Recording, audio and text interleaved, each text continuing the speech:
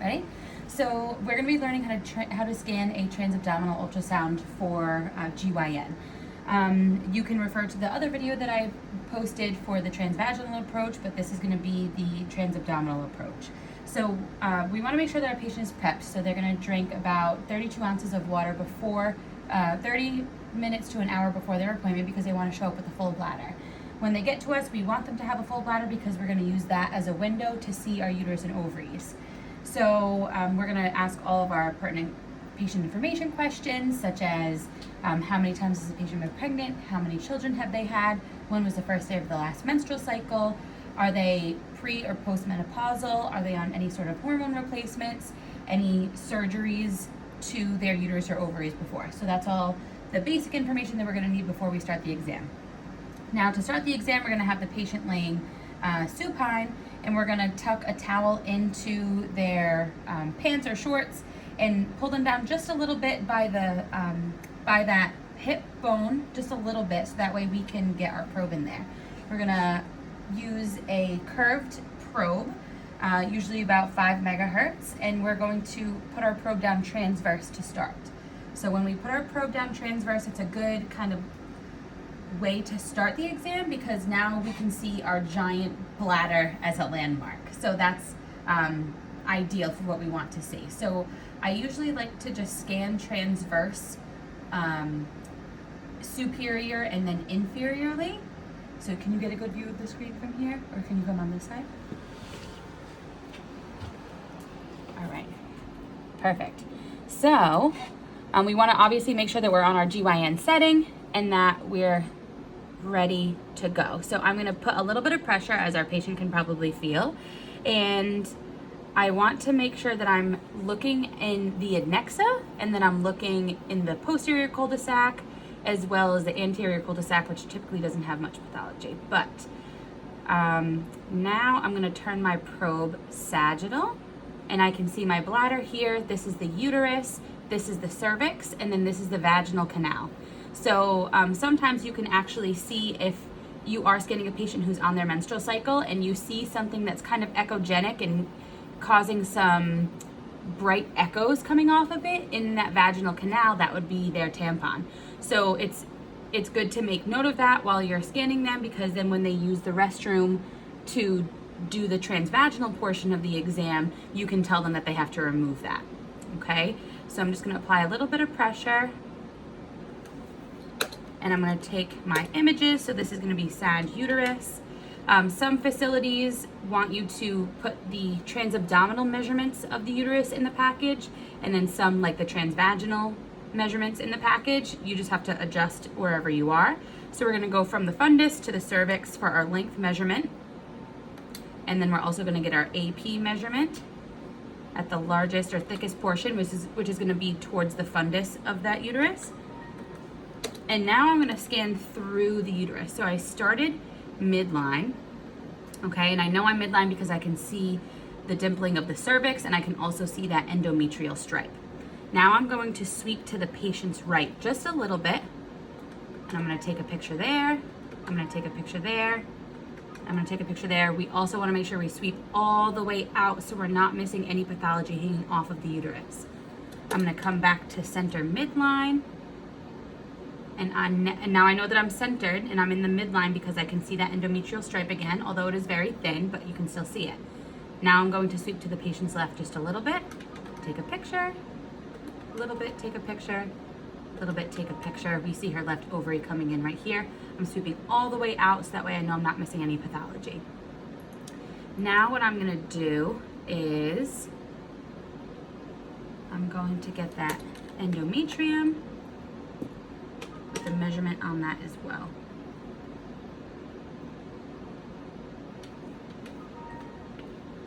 And now I'm going to angle down a bit, and I'm going to get her sag cervix picture, which is right here. And now those are all of my sagittal images. So now what I'm going to do is the transverse uterus, and I'm going to turn my probe transverse.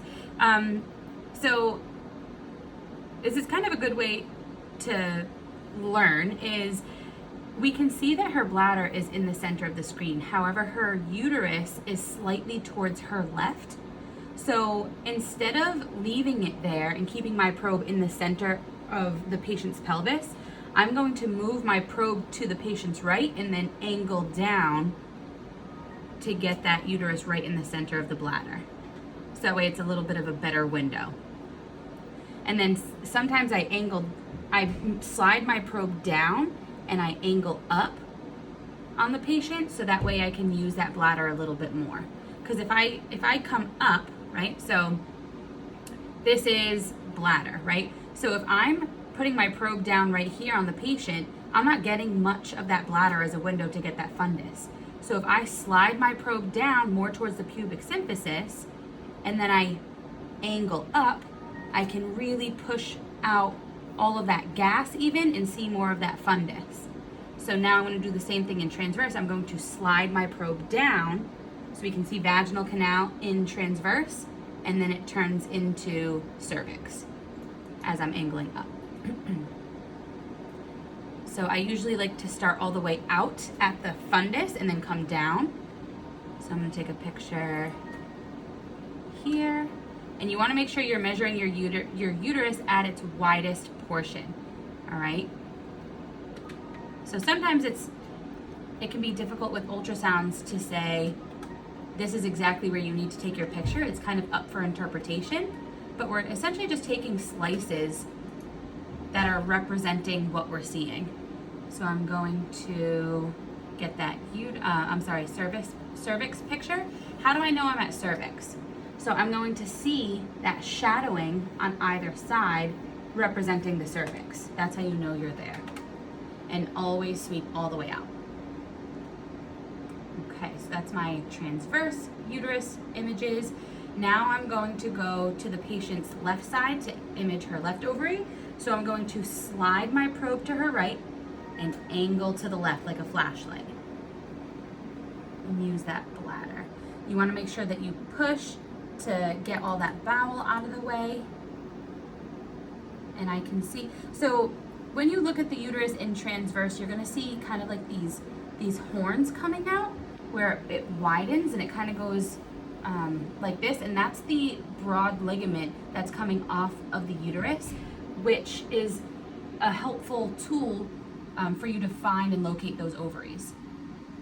So I can see one ovary right here. It's easier when you're scanning someone who is ovulating and who's not postmenopausal, because then you can see those follicles. So you can see all those little tiny circles, those anechoic circles. Those are all follicles lining the ovary. So typically, and I talked about this in the transvaginal video as well, when you are trying to find those ovaries, when your probe is in transverse, typically you are sag on the ovary or sag on the organ. And that's what you want to make sure that we're paying attention to is, are we sag on the organ or are we transverse on the organ? It doesn't really matter which way our probe is oriented on our patient. So I see my probe is in transverse right now, but I can see that this is probably going to be my sagittal measurement. So now I'm gonna test my theory and I'm going to turn 90 degrees on that ovary, and I can see that that is going to be more of the transverse measurement. Okay, so now that I'm here, I'm going to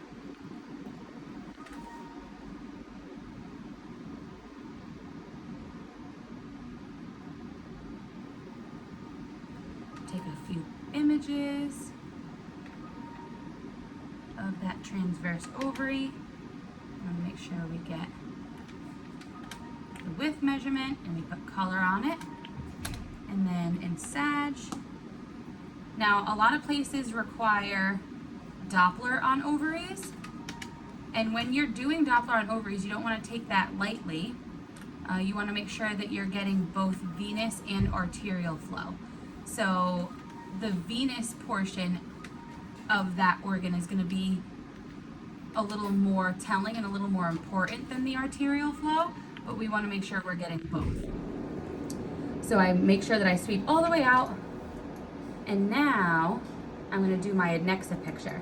So I can see my iliac vessels right here, the bladder, the uterus. The ovary is going to be somewhere in between the uterus and the iliac vessels. It's gonna be in here somewhere, but it can be anywhere superior to anywhere inferior. Typically they're superior, but it's not always the case. So I wanna make sure that we're sweeping all the way. We see the ovary coming in and now it's out. And I'm looking in the adnexa, making sure that there's nothing there.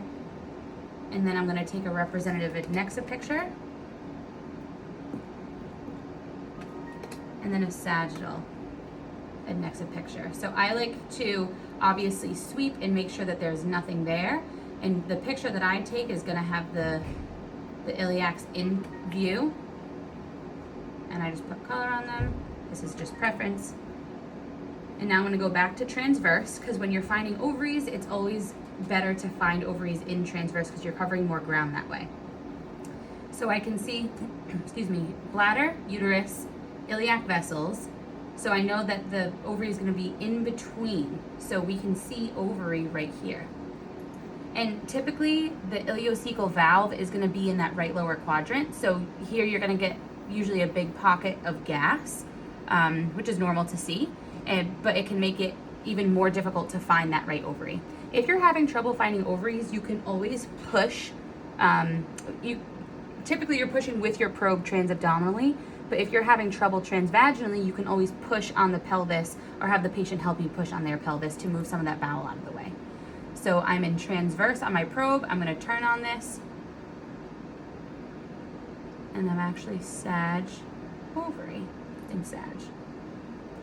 So this is our sag right ovary.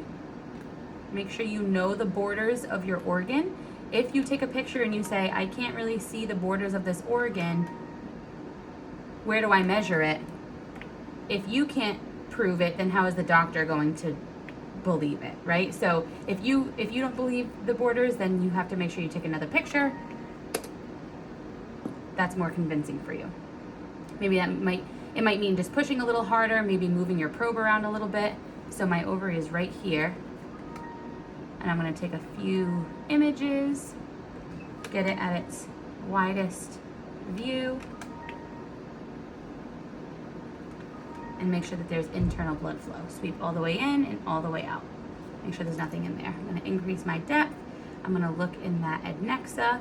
We swept all the way through there. And now my sag adnexa.